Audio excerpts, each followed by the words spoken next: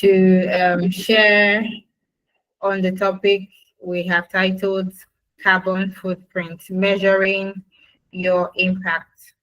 So basically, I'm a sustainability professional with years of experience advocating for sustainable practices as well as climate action, especially among youth. And we'll be looking at carbon footprint. So I just want to gauge our knowledge a bit. How many of us have heard of carbon footprint before?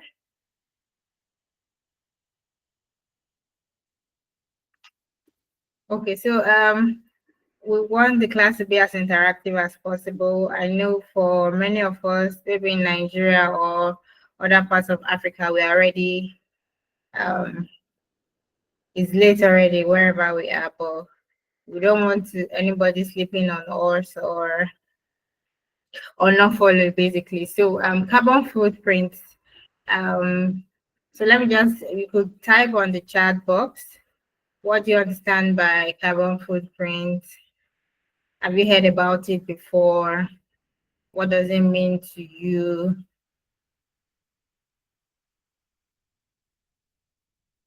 Still awaiting comments.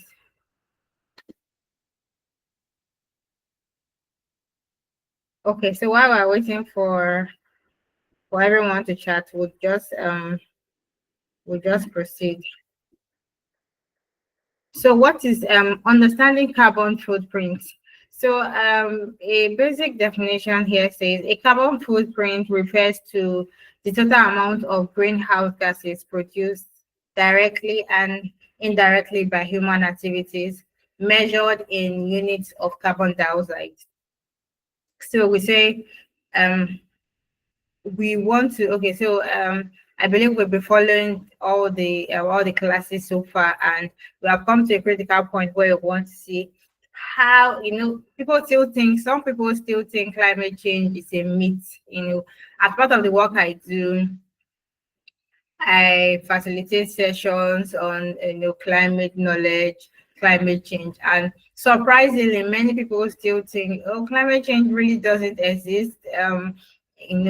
How does my activity really impact the society? Oh, I'm just a local woman trying to fend for my family. I cook, I go to the bush, I cut down trees. How does that affect the whole climate? How does my day-to-day activity affect what we call climate change today? So we think one of the ways we can measure our impact, especially as regards climate change, is the term we called carbon footprint. So carbon footprint refers to the total amount of greenhouse gases produced directly and indirectly by our activities, and they are measured in carbon footprint is measured in units of carbon dioxide. And we see understanding carbon footprint is especially important because it helps us to recognize the environmental impacts of our actions. So as little as deciding if you are going to walk, or you are going to take maybe a motorcycle, or you are going to take a car alone, or you are going to take a car with a group of people, all those day-to-day decisions affect the climate for you and globally. So we say carbon footprint is a way to quantify the environmental impact of human activities and how they contribute to climate change. So we see understanding carbon footprints helps to slow down climate change. So for example, if a local woman knows that if I'm producing, I use renewable energy, for example, I use solar energy and I use the typical electricity. Yes, I get the same result at the end of the day, but the impact on the environment is not the same. The impact on the climate is not the same. And it comes from how we travel, transportation sources, how you eat, what kind of food do you eat, what is your method of preparation. And it also It also comes for how we use energy, or how we use energy. So moving to the next slide, what are the sources of carbon emissions? What are the sources of carbon emissions? So we see carbon emissions come from many everyday human activities that release greenhouse gases. So I would just want to refresh our memory a bit.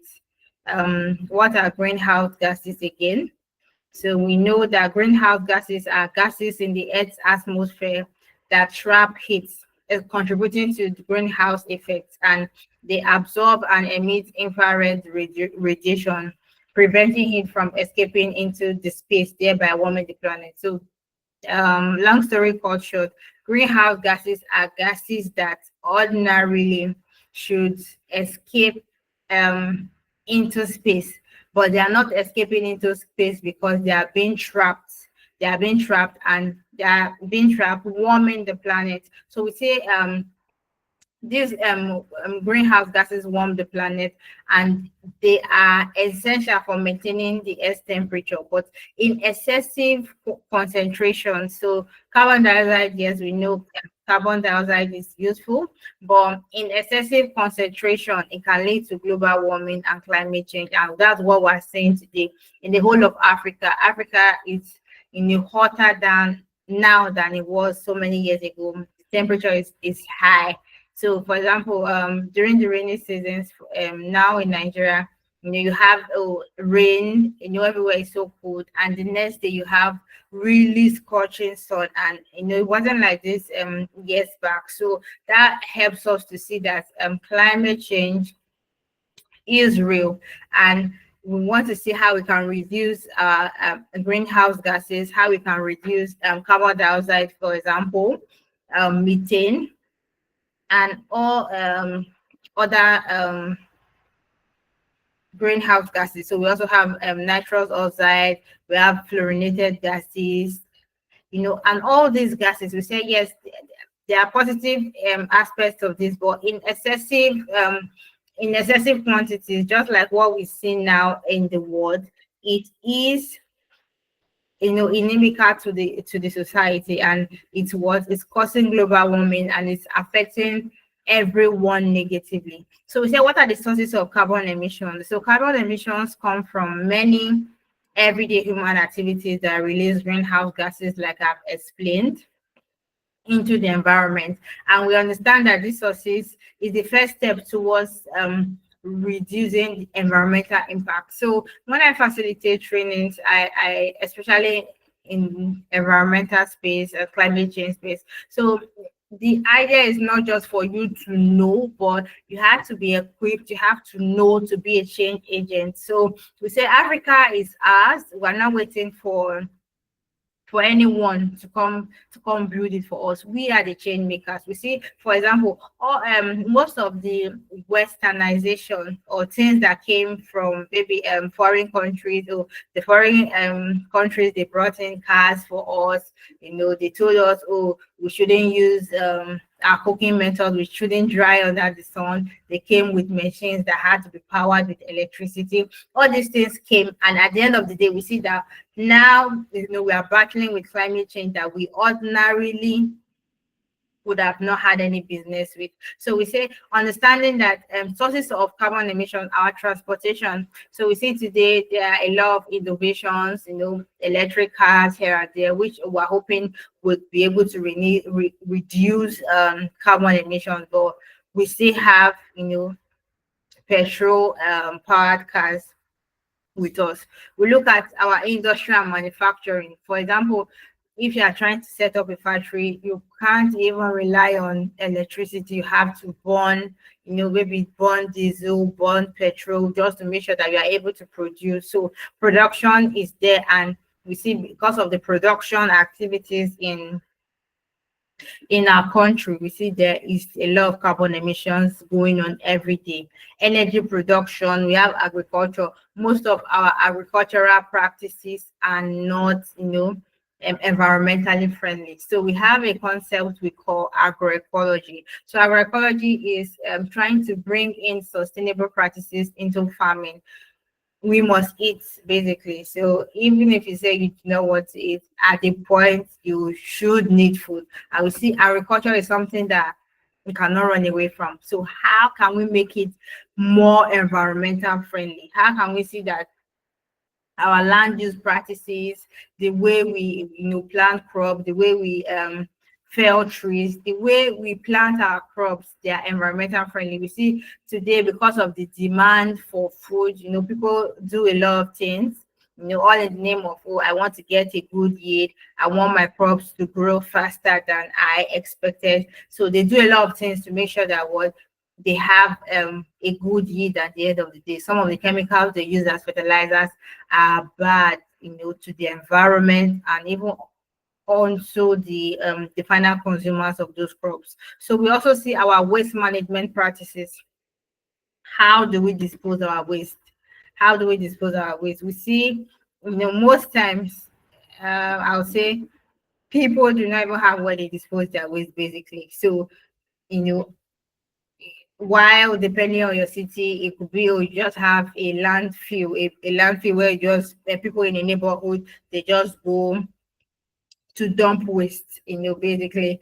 And those lands, for example, is difficult to reclaim because no waste management practices, most of the waste. So one of the projects I did or I spearheaded in Ogun State, we saw that most of the plastics that were people were using, so especially PET bottles. So after drinking maybe your Coca-Cola, your Pepsi, all those plastics, they were all making their way to the ocean, to water bodies, and it was clogging all of the water bodies. So how can we know that, for example, how do we have waste management properly done to see that our waste management practices are what they are in tandem and they are not causing destruction to the environment?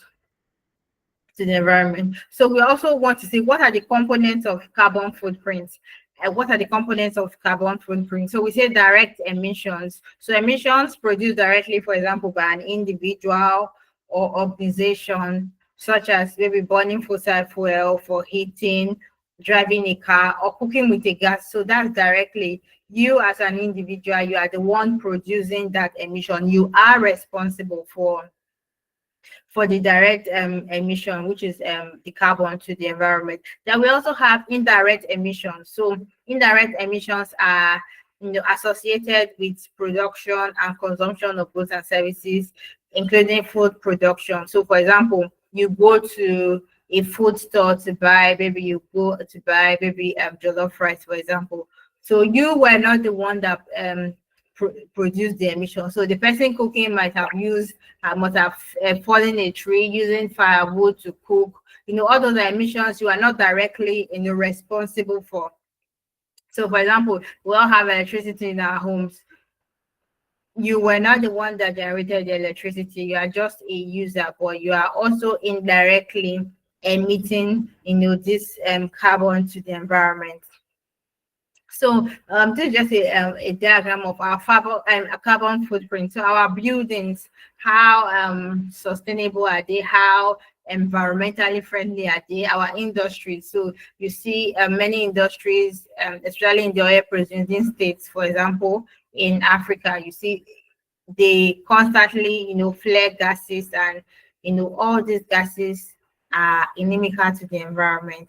We have our road transportation. Sometimes it's even so bad that if you are at the back of a vehicle, you have to cover your nose because of the fumes that are coming out. We have agriculture.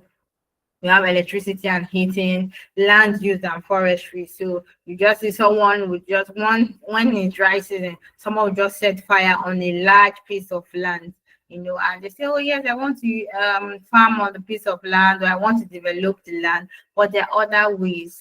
Instead of allowing this carbon go into the environment, and at the end of the day, it's hurting us. We have fuel production.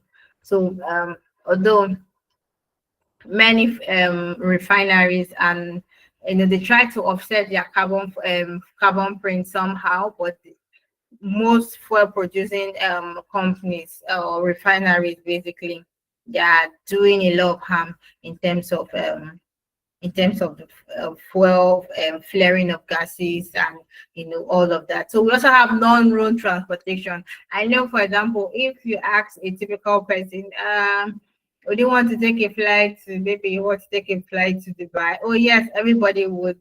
I'm going for a conference, for example, and should we have it online or should we fly to Dubai? Everybody loves flying experience, but we see that one of the highest footprints in terms of carbon is flying, actually. So flying is one of the largest contributors to carbon footprint in the world, basically.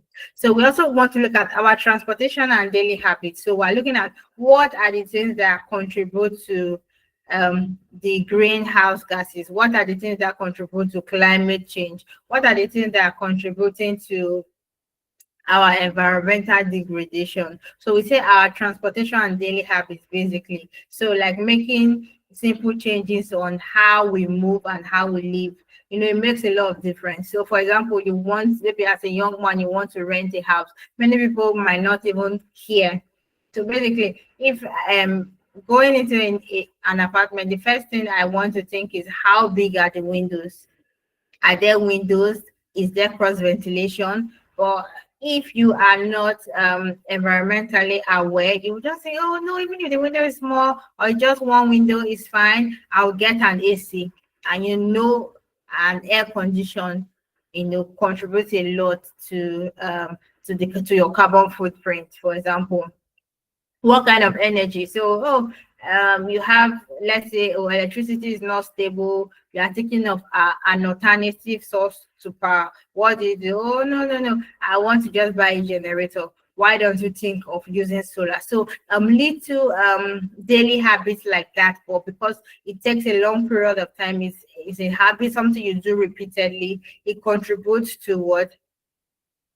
To degrading the environment. So, okay, I just want to ask a question. I hope we are all there. What daily activity do you so I just need maybe 2 or 3 comments. What other daily activities do you think contribute to our carbon footprint? So you can unmute your mic and respond. Okay, using our gases is one, then driving our cars is another. Okay, thank you. So let's hear from someone else.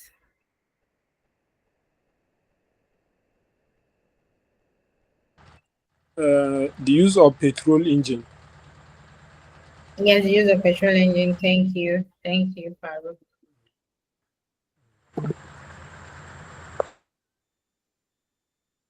Okay, so one more person before we move ahead. Yeah, Sherry and within the carbon, what's the name? Chat section said surfing the internet. Solving the internet. Okay, thank you so much. So I'll just lend a few words to that. So solving the internet. So at a point in my organization, we came up with this, when there was an issue like, oh, we're advocating for climate change. How come we are not doing better? So you see people, for example, I send you an email, oh, hello Farouk, could you do this for me? So instead of you to just maybe do, okay, could you send me a mail or could you send me a proposal to send to XYZ company? Instead of you to do the work and send the mail. So you first said, oh, okay, Irene, thank you very much. I've heard, I'll do this. Yeah, you send me the email. Then you now do the response, you prepare the proposal and send me another email. So even sending of emails too is still surfing the internet, being on the internet, even when what you are doing might not really be productive, is part of the contributions to carbon footprint. So we see as informed citizens. So being in a class like this, being in a program like this organized by UpwardEco, it should not just be okay for knowledge sake. Our attitude, the way we do things, choosing a cleaner transportation, for example. So, for example, yeah, with a group of people, remember say, oh no, I just want to drive my car. Everybody wants, you could come together to say, okay, we're all going the same direction. I could drop you off. things like that. So our attitude, our daily habits should be different from people that are not that are not aware of, their impact of their lifestyle on the environment. So for example, walking or cycling for short distances, deciding to use public transportation or a carpool to reduce the number of vehicles on the road, turning off the lights. So I think in one of the classes I had, so we were talking about climate change, surprisingly, and um, there was a power outage, and later the power came on and somebody put on a fan. I was like, oh no, you didn't have to put it on. Like, oh, since there's just power, let's just enjoy it. After all, I'll just put on the fan since there's power, even when it is not actually needed. Sometimes we had to do wall stickers to say switch off the lights if you are not using it, turn off the AC if you do not really need it. So saving energy should be also one of the things we as climate change experts we advocate for. So your lifestyle should be different from people that do not have this knowledge that you have. And also limiting air travel when possible and choosing alternatives like video meetings. Then energy efficiency at home. How can we reduce our carbon footprint? So we see energy and improving our energy use at home is one of the most practical and effective way to reduce carbon emission. So for example, you unplug electronics while not in use. Some people just leave their laptops charging forever. Apart from the environmental impact, you're also killing your battery too. You see people we can also improve on insulation and ventilation. Like I said, if you are building a house, even if you are not building, you have the opportunity to be in a space. Advocate for natural ventilation, advocate for natural light. Sometimes the way houses are built, it is dark even in the day. If you go outside, you could see, oh, the sun is shining so brightly, but inside the building, because of the way it was structured, it's so dark that you cannot be inside the house without putting on electricity. So we as climate change actors, we should check for these things: proper insulation. Okay, is there natural ventilation? Can I stay in the building without an AC, fan, or something like that? So all those things. And also energy efficient lighting and appliances. We should choose equipment that that uses less energy without compromising performance. So what am I trying to say here? That in our choice of electricity or in our choice of devices, we should see how we go for devices that use less electricity. So I want to ask us, for example, in a typical house or maybe a facility, can you give an example of devices that save energy? Example of devices that save energy. So I'll just give you an example so you know what I'm trying to say. So for example, you have the normal typical bulbs and you have energy saving bulbs. So if you go to an electrical store, for example, you want to buy a bulb for your room, you have options of buying a typical bulb and an energy saving bulb. Okay, while there's a price differential, so if you are going for an energy saving bulb, you might have to pay a little bit more. But at the end of the day, you are saving the planet. You're also saving your power consumption. So if you are someone that they are being built for electricity, for example, you would spend less at the end of the day if you have an energy saving bulb as regards a typical bulb. So I need contributions. What other examples, for example, could you give energy saving appliances or energy saving devices that we could use in our homes or offices?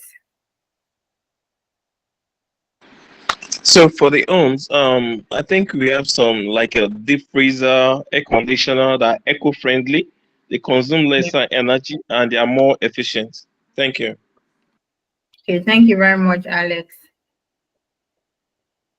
So we have, like I said, air conditioner. I have inverter ACs, for example. Even when you are going to buy appliances. You see now, producers are more eco-friendly, so they'll tell you even washing machines, for example, in the house, this uses less power than the other. So typically, almost every device now has, the other component, which is the normal one, and the new one which they're trying to push into the market, which is an energy saving, variant of the even televisions. Now you have TVs that use less power, less power consumption, but they're still as efficient as other the other devices. So we're saying we should be efficient in our energy usage. We should be efficient as much as possible in our energy usage. So even our food choices and sustainability affects carbon footprint. So someone will ask, what's the business of my food with the environment? It has a lot of impact. So the way we eat plays a big role in our environmental impact. So food production, food distribution, they contribute, majorly to carbon emissions. So for example, instead of growing tomatoes in maybe Ogun State or Lagos, for example, people might just say, "Oh, what's the point? I'll just rely on tomatoes, for example, from Kaduna or from the north." So by the time those goods are being moved from wherever they were produced to somewhere far, a lot of carbon has been born on the road. Excessive packaging. So especially in Africa, we love to package. So if someone just gives you an apple by hand, no nylon, no box, no Ziploc bag, the person might feel offended. But if it was well packaged, it was packaged in this fancy bag,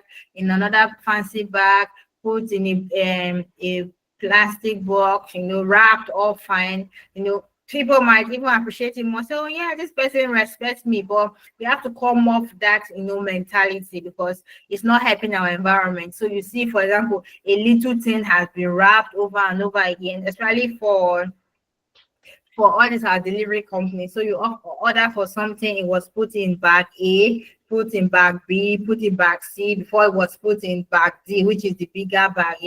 All these things, all these nylons at the end of the day, they are not biodegradable. So even when you try them for years, all these things do not decompose. But because we just have a mindset of, oh, if the thing just comes plainly, oh baby, it might not be fancy enough, or we do not appreciate it, but we have to have a reorientation in our mindset. Packaging contributes a lot to carbon emissions, because most of those packaging materials do not decompose in a long time.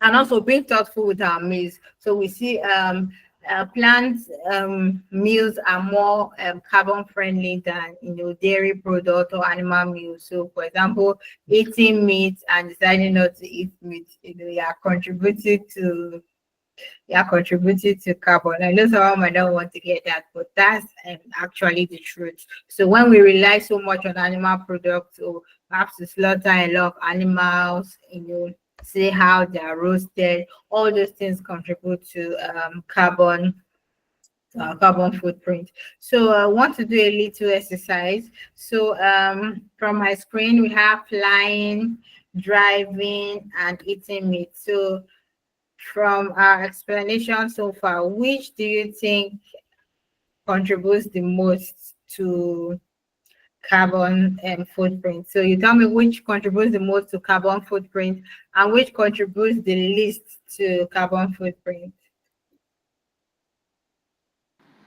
Well, I think flying, because considering the number of flights all over the world and the emissions in the atmosphere, which is leading to a lot of global warming that's affecting our environment.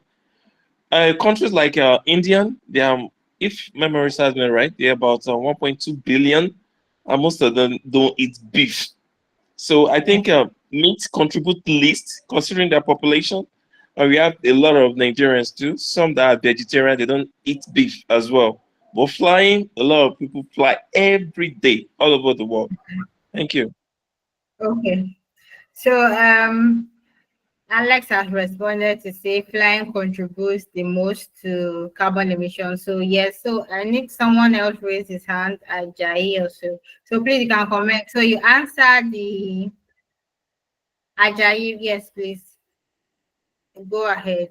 So you answered the second question now. Which contribute the least to carbon emissions?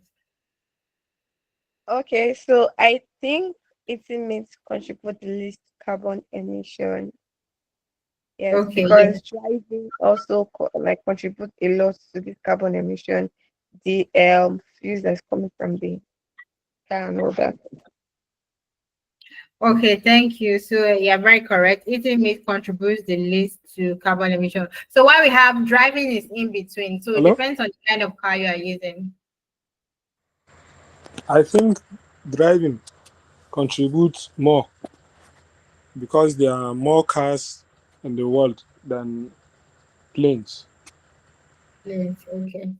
Okay, thank you so much for your perspective. Yes, while driving, there are more cars than planes, but the carbon emissions, even for one plane, sometimes, it's equals to maybe 500 or more cars. So that's why we have more cars than planes. Planes still contribute a whole lot to carbon emission globally. So, maybe for example, if we are taking a localized community that okay, just one or two planes that maybe fly past the area in a whole year, yes, maybe we could go with your submission. But however, on a global scale, all over the world, taking into cognizance all the continents, all the countries, flying still contribute a whole lot to global warming than driving. And with the influx of electric cars now, so the global drive is to see how countries are tilting towards electric cars. So if you are someone that wants to buy a car now, I would advise you to think towards the electric, getting an electric car. So things are moving. Yeah, it might take a while though in Africa, but we're eventually getting there. Even on the streets of Lagos today, you see so many electric cars. So no, we're shifting gradually to um, electric and more efficient vehicles that burn less carbon. So thank you so much for your contributions. So we want to say one way to reduce our carbon footprint is also to reduce waste. To reduce waste. We see, for example, the typical behavior is, oh, if it's my resources, so if it's my food, I went to the market to buy the food, or it was bought with my money. There's this conservative nature, people normally have. But oh, it wasn't mine. People, it's free food, you can just eat, you can just waste, and all these things have a lot of impact on our environment. So there was an interview basically that people went for, and in the interview they asked, people were given something to eat and they had to clean their hands. So it was an interview, but they were trying to select people for a position, and people were giving what's it called, tissue paper to clean their hands. You see some people just took or they took maybe one sheet that was good enough for them, but you see some people taking three or four, just to clean your a hand that okay, one or two leaves will I be able to clean. So that was like a test for them to say, okay, if you are preaching sustainability, how come you are not using what is just good enough for you? How come you are taking so much, and at the end of the day, things are left to waste? If you see some people's waste being, a lot of things, why do you buy what you don't need?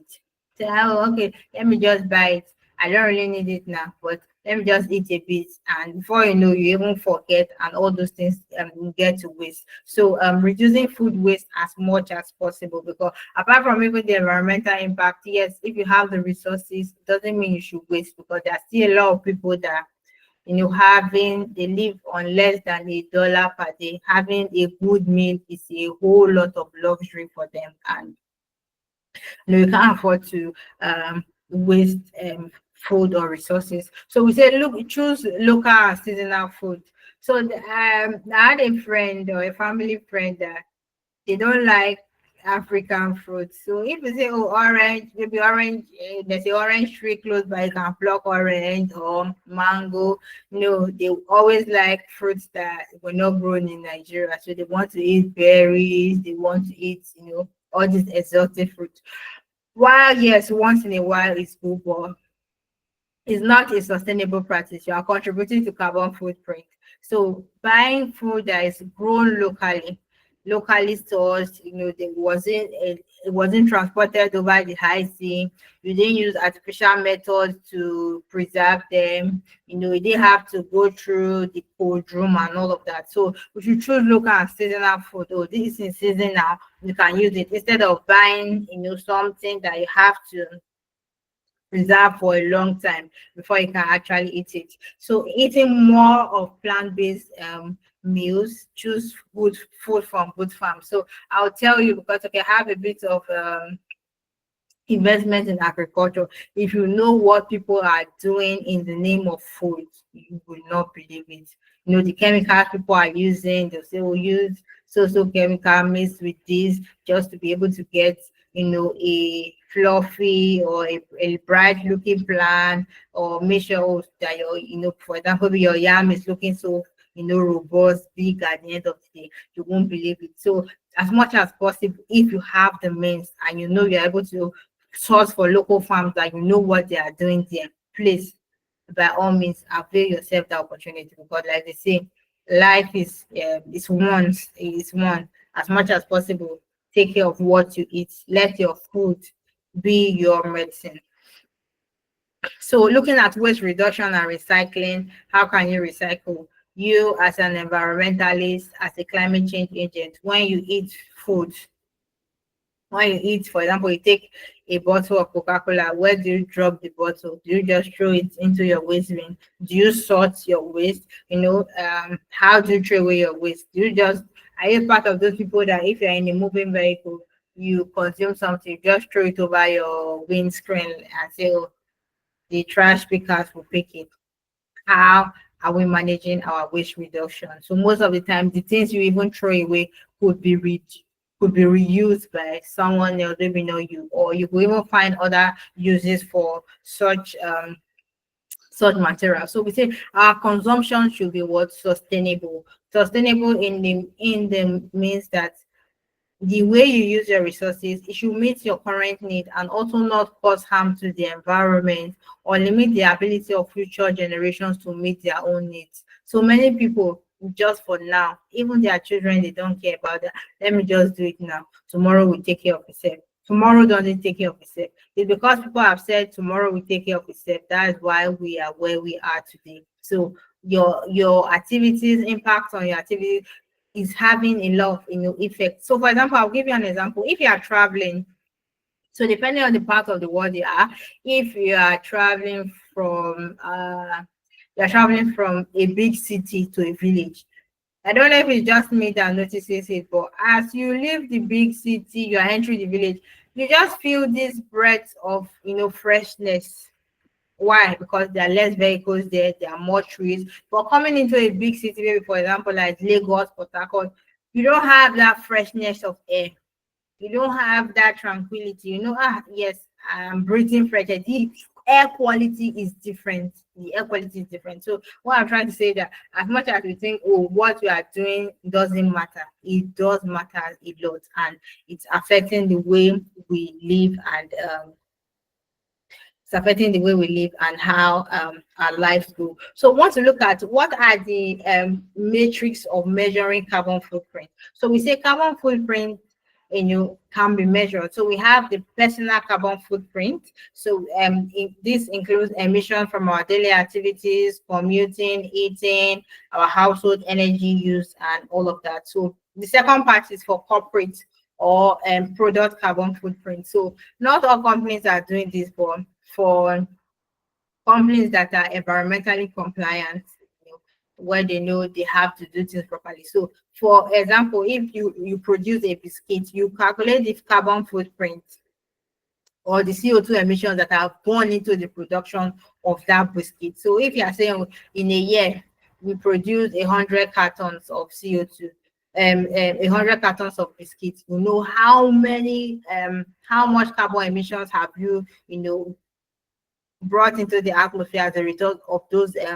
biscuits you have produced, and you now look for ways to offset them. So for example, I've brought in X quantity of CO2 into the environment. Now I had to produce that biscuit, producing biscuit. What do you not do in return? You now say, okay, I'm planting X number of trees to what offset my carbon footprint. So that's where we are looking to go in the future to see how companies can be responsible. So yes, make money. We're not saying don't make money, but don't cause environmental damage that at the end of the day, people are suffering, because of carbon emission, gas flaring, oil spillage, and all of that. So in carbon footprint matrix, we have two components. So personal and corporate or product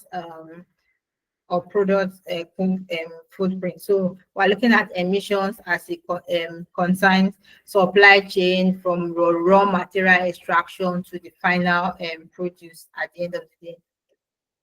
Okay, so we say the role of renewable energy in reducing our carbon footprint. So everybody is going solar these days. I know initially the cost of solar was expensive, and because people did not have enough technical know-how, so it was difficult to actually get genuine materials. And the kind of corruption in the society, they'll tell you, "Oh, I'll buy good batteries for you," but they'll sell refurbished batteries. And at the end of the day, it was now like solar was a lie, like solar doesn't work. No, solar works actually, and it is a way of what it's efficient. It's an efficient source of energy if you have the right materials, you have the people that will install it, which have the right technical know-how. So we want to look at how do we calculate carbon footprint? How do we calculate for carbon footprint? So we say there are various ways. There are many online tools to measure carbon footprint. So we have carbon footprint calculator, we have WWF footprint calculator, EPA carbon footprint, Cool Climate, and all these other online tools. However, I'll just drop a link on the chat box. It's not all of them that are compliant with Africa, okay, or that are friendly, that take into cognizance the realities in Africa. So while some they ask you for your country, you put in maybe for example Kenya, there's no Kenya on the drop down menu. So it was just produced or it was developed for maybe some Western countries. But we also have some others which like the carbon footprint calculator. It aligns with African realities. So I'll drop the link shortly for the best two carbon footprint calculators that work very well in the African context.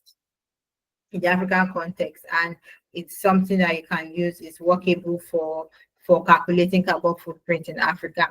So when you, after choosing the carbon footprint calculator, like I said, not all of them. So if you're in the US, you're in the UK, some of like the WWF might work better for you. But if you're in Africa, there are just few of these ones that work very well for calculating carbon footprint. So first of all, you have to choose what fits your group size. So what are you trying to look at? What kind of carbon footprint? Are you trying to calculate carbon footprint in your household? Are you trying to calculate carbon footprint in your transportation usage, in your energy usage, is in your food consumption? We are also trying to track. So what are you trying to calculate? Basically, you have to have that in mind. So the second step is to gather data for the group members. So you collect data for all members to include in the calculator. So for example, your transportation habits, your energy consumption, you have to have data for it. So there are some people that they don't know how much they pay. For example, they pay bill to electricity producing companies, but they don't know how much electricity they consume. They don't know how much electricity they consume. They just know, oh, the bill was $10 today. Next time they brought $15. The other time it was 13. You have to have all this information at your fingertips. How much,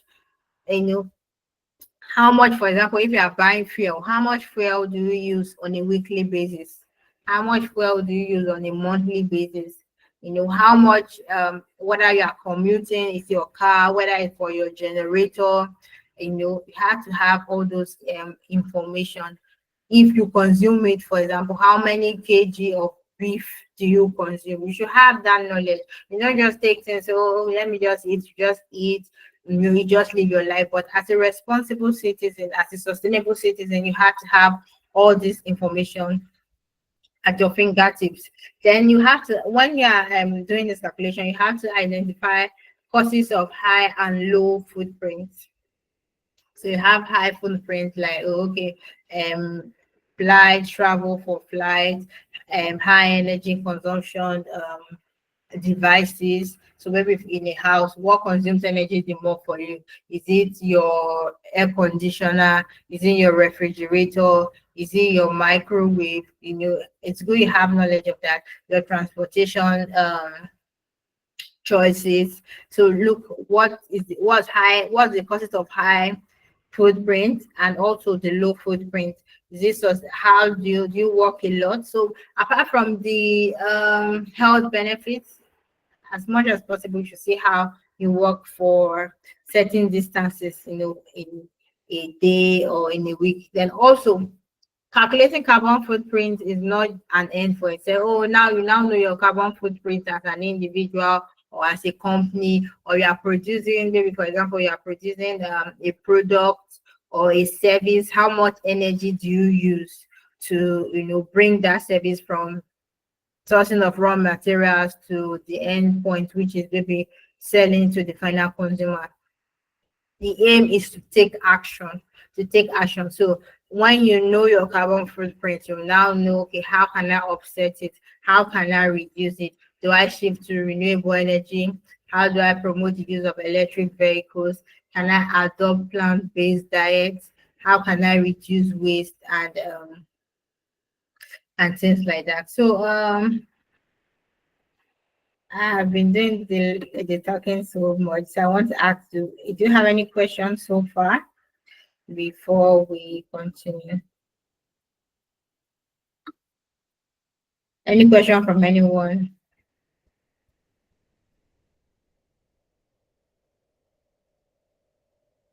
So are we all there?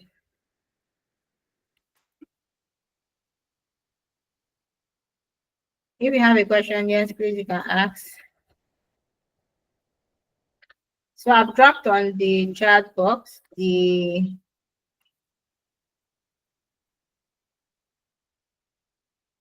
best carbon footprint calculator that we can use for those of us in Africa. So we have an interactive session. So we'll say use a calculator to measure your group carbon footprint and also identify the causes of high and low footprints for group members.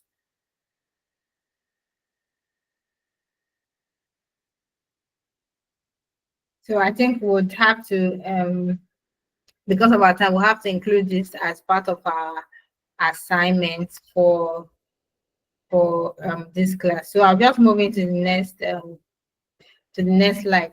So we want to see as change agents, what are some of the actions you can take to reduce carbon footprint? So one of the ways you can take action is to support community initiatives. So I had a friend, she said she was a consultant, she was a sustainability person, fighting for climate change. But when there were events, so for example, there's a community cleanup, you do not have to be the one that should, maybe organize it. If you know, or if you hear of, it's part of your responsibility to the society. It's part of your responsibility to join, support a community event, start a local and new gardening group, do something. Do not just, oh, okay, yes, I know this, I'm doing it individually. Yes, you can do this individually, but also you should also have a corporate responsibility. And in your personal life, your life should be different from people that do not have environmental knowledge, people that do not have knowledge about climate change. You have to set small green goals, use less energy, use less water. So some people when they are brushing their teeth, for example, in the morning, they just turn on the tap. Even when they are not using it, till they are done brushing their teeth, they do not turn on the tap. That's wastage. If you have a leaking faucet in your house, you have a leaking pipe. Some people do not care. If they know, for example, the water is not going to, maybe soak up their beds or their house, it will just a tap leaking outside. They just leave it and allow it leak. We should our response to wastage and reducing carbon footprint should be different as environmentalists and environmental change agents. It should be different. So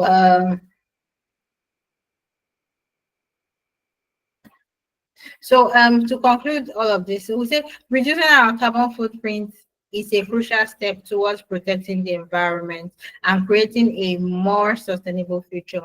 Simple actions like saving energy, reducing waste, and making conscious daily efforts can lead to meaningful change. And by staying aware and encouraging others to act, so you are doing one thing, you are aware, you are acting, and you are also encouraging others to act, we can have a cleaner and healthier world, and Africa can be better than we know now. So our take-home task is to calculate your daily and weekly carbon footprint and commit to 2 lifestyle changes to reduce it. Share your plan and expected impacts. So that will be our take-home assignment for this week. I want to appreciate everyone for taking time to listen to all we have said on carbon footprint. So I want to ask, do you have any questions? Any questions from anyone?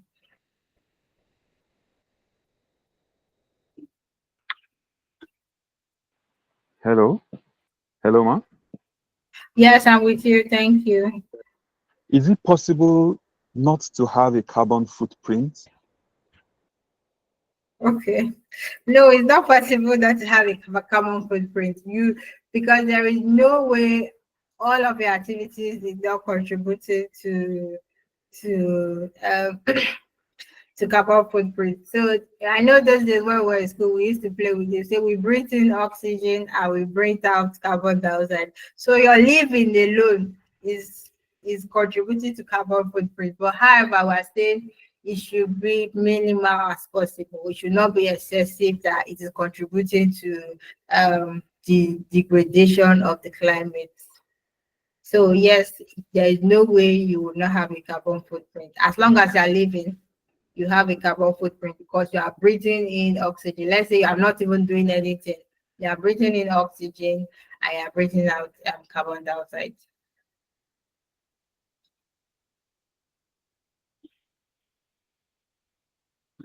So any other questions? Yeah, sorry, it's just like an highlight. Okay, So yeah. it means on a daily basis, per minute, everybody is contributing to the carbon footprint. Yes, we are. Okay. Thank you, ma'am. Okay. Okay. So any Okay. other Okay, it's not really a Can I lend my question. voice to this? Okay. Go ahead, Alexander.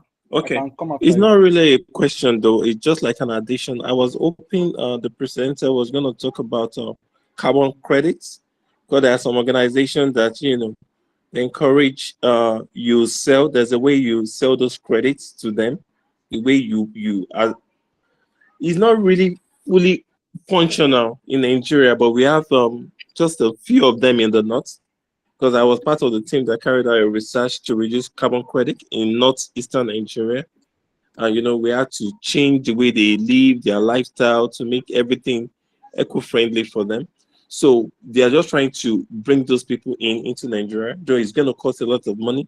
That's the way, because what they used to prepare their food and everything, we just had to create a biodigester for them, reduce their emission, discourage them from using firewood, which is a mainstay there because it's faster to them. They don't use gas. We're trying to encourage them to reduce the emission to the barest minimum. So I just felt maybe this on is probably on a lighter note, because the kind of research we carried out, we involved the government, of the Northeast. So when she made the presentation, when I didn't hear her talk about those credits and this organization, I felt maybe it's not at part to that stage of the research we carried out. So like I said, it's not really a question, it's just like an addition. Thank you. Okay, so thank you so much for your contribution. So I'll say even carbon credit and climate change basically still at its cradle, for example, in Africa or Nigeria. So yes, while some countries are trying to, like you said, we're still in the research stage as it concerns carbon credits, but while hoping that we'll get there very soon, and companies will be more responsible, people will be more responsible in their actions. So glad they're already doing something in that regards, and we're looking to see how more people can contribute to that space. So is there any other question? Okay, so I wanted to just learn my voice. Yeah. So concerning the person that raised the question of if we can actually have a zero carbon footprint emission, of course, just as you've rightly said, from the little knowledge I also have, there is no way, in as much as you are breathing, you must always emit carbon. But of course, the whole target we have on the global space is for us to be able to meet what we call carbon neutrality. So what you are emitting, you should be able to be offsetting as much as possible. So instead of taking a flight, is it possible you go by a road? Instead of going to office with a vehicle, is it possible you do a ride sharing, or is it possible you trek if it's not so far? So you try to balance up. So that's what everybody is targeting to be able to meet. We call it carbon neutrality. Thank you. Thank you very much. So please, the floor is open. It's questions, contributions, comments. Let's bring it down.